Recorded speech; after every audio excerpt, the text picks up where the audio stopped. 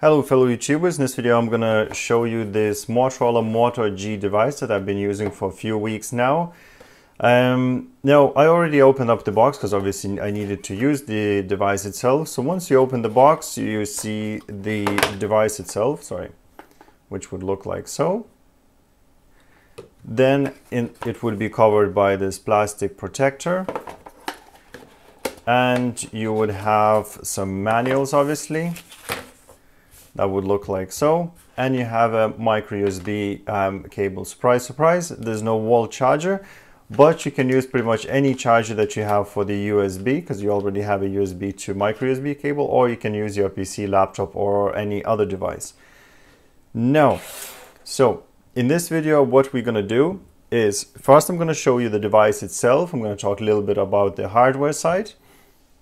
Then we're going to go through the menus. I'm going to show the applications and what they do.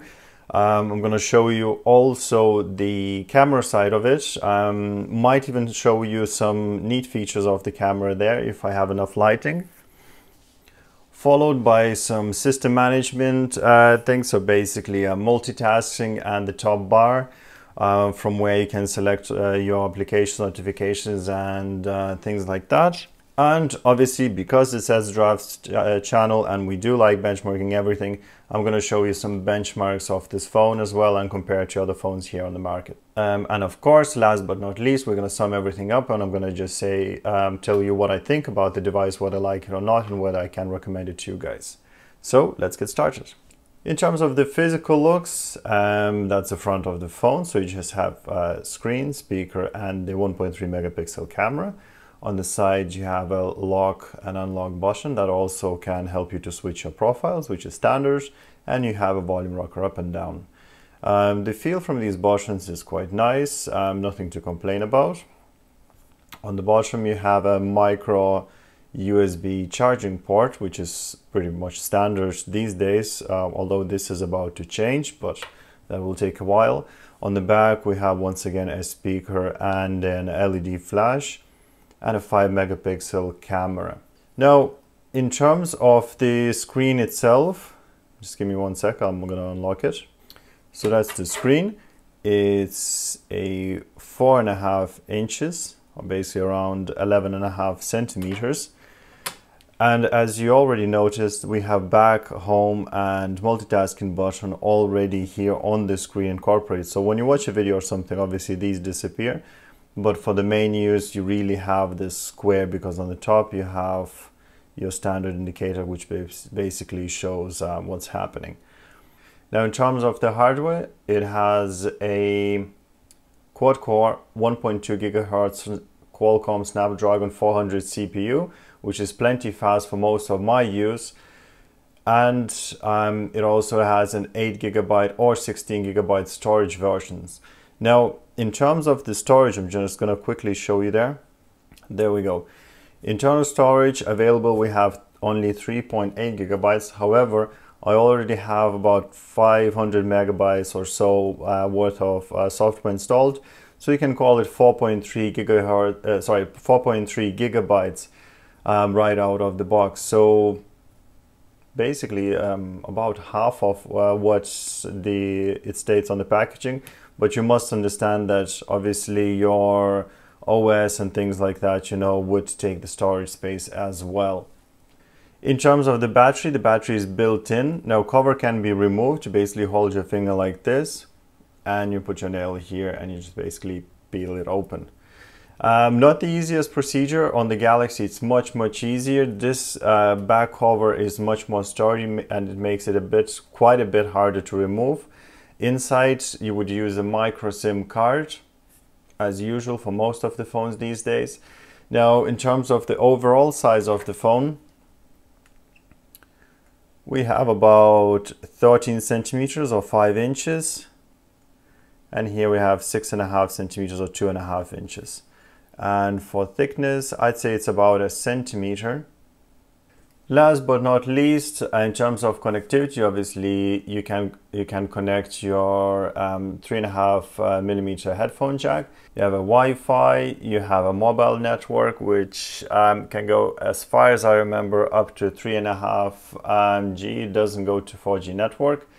It has a Bluetooth 4.0 and obviously GPS. So pretty much standard features for nowadays phone. Camera has some hidden gems in there, which we're gonna go through a bit later. So yeah, screen once again is very nice, very vivid, and it's 720p, which is plenty for me for that size screen anyway. Now, in terms of the software, so obviously it's running Android 4.3, and Motorola guarantees that you're gonna get the next upgrade as well. Now, from the unlock screen, basically you press it, you have either just a kind of slide to open, or you can have a pin, or you can have a pattern basically. If you just slide it back on the left, you can choose whatever applications you want, and that's pretty much standard Android experience. And on the right you would have camera straight away, so even without unlocking phone you can use the camera, which is nice. And you obviously have emergency calls and a Google app. Okay, so once you log in, you have the main screen, and on the left you have another 2 screens, and on the right you have another 2 screens. As far as I know, you can just pinch to zoom or whatever and remove those screens, 2 on the left and 2 on the right. So the 5 screens are pretty much standard and non-removable.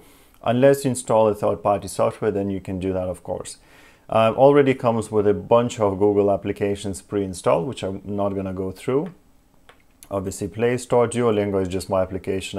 Maybe I'm going to use just to start learning another language. And these are the benchmarks I'm going to show you a bit later in terms of what hardware can do. Now, so checking the applications on the bottom, once you press dialer, you have the call log, you have contacts, and you have standard kind of dialer. Your Google browser is standard, which everybody knows about, and your applications is from Google as well, and you have obviously camera. Now, the main menus contain something like that. Obviously, it would depend on the region where you are. From Motorola, we have an assist software, which basically when you have a meeting set up in your calendar, you just click on that and you can either select silence, auto reply, and you can have a bit more options. So that's pretty nice to have and pretty handy, especially like for the sleeping. You can set, let's say, from 10 o'clock to 6 o'clock, the phone doesn't ring, it goes on silent.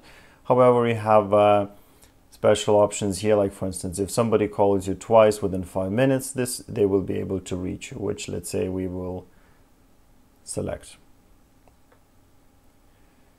Next is the camera, which is the camera has also the Motorola features. It's basically Motorola based camera. Other than that, we have Motorola Migrate and Moto Care, which basically is, as you would imagine, you can either search for help, you can chat, or you can call Motorola, which is nice to have. I haven't used it yet, so I can't say whether it's good or bad, but it's there. Settings pretty much standard. Once again, you have, the only thing is Motorola Privacy and Motorola Device. Motorola Privacy about the collecting your information and sending to Motorola anonymously, so they could improve services or do whatever they like with it pretty much. And Motorola Device ID is if your device is lost or stolen, you can lock, break, and do whatever you want with your device. So nice to have, and do recommend to register on that. And that's pretty much it in settings. So not much of Motorola optimizations. Everything is more or less vanilla. Now widgets, just gonna go quickly through them in case you are interested. Weeks. I had the phone, by the way, for a couple of weeks already. Battery does last about 2 days for me, or 1 day if I'm using it really hard, so that's nice. By the way, very last application I nearly forgot is FM radio. It does work. You can scan, obviously you need to plug in headphones, and you can scan for the stations. There's all your stations. You can select favorites and they would all obviously appear here. So let's say we go for 98 FM and it's already there. So then you can just click whatever you want and it's gonna play. It says now playing. However, you do need headphones to start playing that.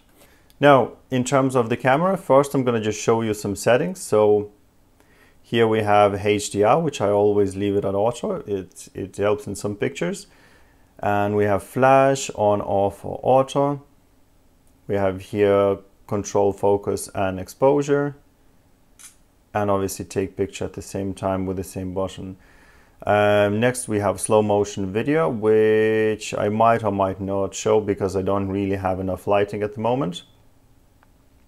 We have obviously panorama, geotagging 16.9, which is actually zoomed in. If you look now at the moment, I have all the box kind of covered, and if I select that off, I still have all box covered, plus on the top I have extra. So I would recommend deselect that unless you're just using the phone pictures for sharing. Obviously the screen went dim because I'm just in the menus at the moment, and you have camera shutter speed, sound on or off, which is nice. Okay, so back to the camera app itself. What I'm going to do now is I'm going to take a picture and share it with you. And also I'm going to take a quick video. So I'm going to switch now to this device, and I'm going to just do a voiceover there. So here I am recording with the Moto G. This is handheld. Just showing you the box and the cable that I showed you before, how it looks like. So this is the quality. Now you might get some banding there from the lights because I'm using fluorescent lights and they're going at about 60 Hz. So because the camera shutter speed is automatic, it might introduce some banding, but this is normal for pretty much any camera that automatically controls shutter.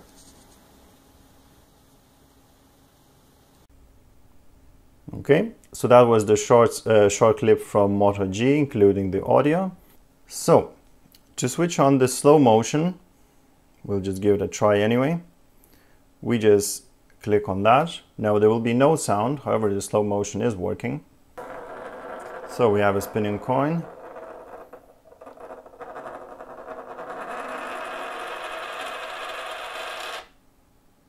Done. And we're going to see in the post how it looks like.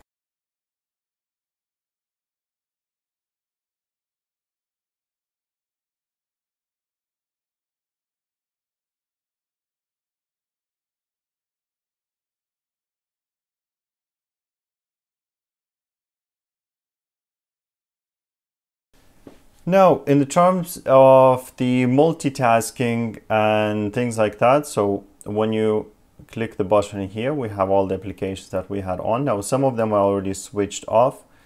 However, some of them are still running. So let's just switch them on and let's see how the multitasking would work. Okay, so I'm now back on the main screen. I switch this button again. We go to 3D Mark. Next, we can go to this. Next, we can go to something else. And then we go to something else again. There we go. So as you see, multitasking is pretty neat and pretty fast. Doesn't take too much time.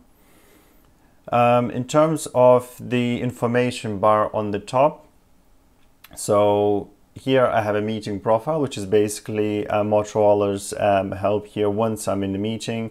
It's not going to disturb me. I'm going to say I'm not in the meeting. And here on the top right corner, we have a little button that would switch on all the controls. So we have brightness, settings, internet, Vodafone, which basically if I click, that's your network provider, and you can either switch on or off mobile data. One thing is, once you switch something on or off, let's say, oh, we're gonna go and switch on Bluetooth, I'm gonna go back and switch on 3G. So I'm gonna go into Bluetooth, let's say switch it on, back, and I'm back out in my main screen, so I have to swipe it down, go there, and switch on the 3G, which is not the most convenient thing to do, but for that I suppose you can just use settings and go through the settings menu instead. But still, this is your tray pretty much, and once you have notifications, you can slide them to either side just basically to remove them. Same would be with the multitasking. You can just basically slide everything out that you don't need and remove them one by one. There you go. Next, for those who are interested in benchmarks, I can tell you straight away that it's pretty much identical to Samsung Galaxy S3, which is about twice more expensive even now. So benchmarks. You can obviously select your device and benchmark it as well. As you see, we have 17,425 on this particular benchmark. Next, I'm going to show you the Velamo benchmark as well, which I did. And these are the scores. Once again, you can compare it to your own device. followed by quadrant standard. I just had to quickly rerun it. So basically my device is here. Now, first thing you're going to notice, it's a huge increase even over the HTC One X. Now, this is not exactly accurate because if you look at the blue, that's basically your CPU score followed by the memory, which is pretty much identical in some top tier devices. Then we have input and output, which is once again the same situation. And 2D and 3D actually not much better than anything else. If you look at the 2D, it's barely noticeable there. And 3D is pretty much the same as everything else. So in terms of performance, once again, it's good, but it's not top tier. But at the same time, once again, guys, this is a budget smartphone, so it does really well in terms of that. Now, 3D Mark is next. Okay, so there we have it, iStorm 5420, and in terms of the scores, basically we have 5420 overall, graphics 5212, physics 6302, graphics test 125 FPS, graphics test 220.7 FPS, physics test 20 FPS, date obviously today, OS version 4.3, and if we look at the devices here, there's some comparisons.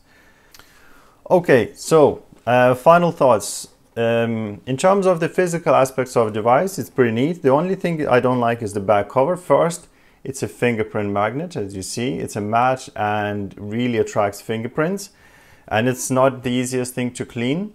Also, talking about the same back cover, it's hard to remove, and as you see, you have to put your nail there pretty much in micro USB port, which if you have a nail that's too long, or if you try too hard, you might clip the micro USB port, which is, as you know, is very fragile. And for that reason, I don't really like the back cover. Also, when you remove the back cover, you have the lithium-ion battery. I'm not going to show you that, unfortunately, because it's really hard to remove this cover and I don't want to mess around with it. But basically, battery is non-removable. If and once you get the device, you will see that the battery is basically plugged in and integrated. However, it wouldn't be too hard for Motorola to make that that battery removable, so I don't know why they went this way, but anyway, nothing else really, guys. Everything else works fine. I really like the phone. The software side of it is really fast, nippy, and the camera is good enough for most of the things that I would need it for. So yeah, I can recommend it to you guys, and I can recommend it to my friends and family, and I actually also did. So if you liked the video, click the like button and subscribe. Feel free to ask any questions in the comment section down below. And thanks for watching. Have a nice day.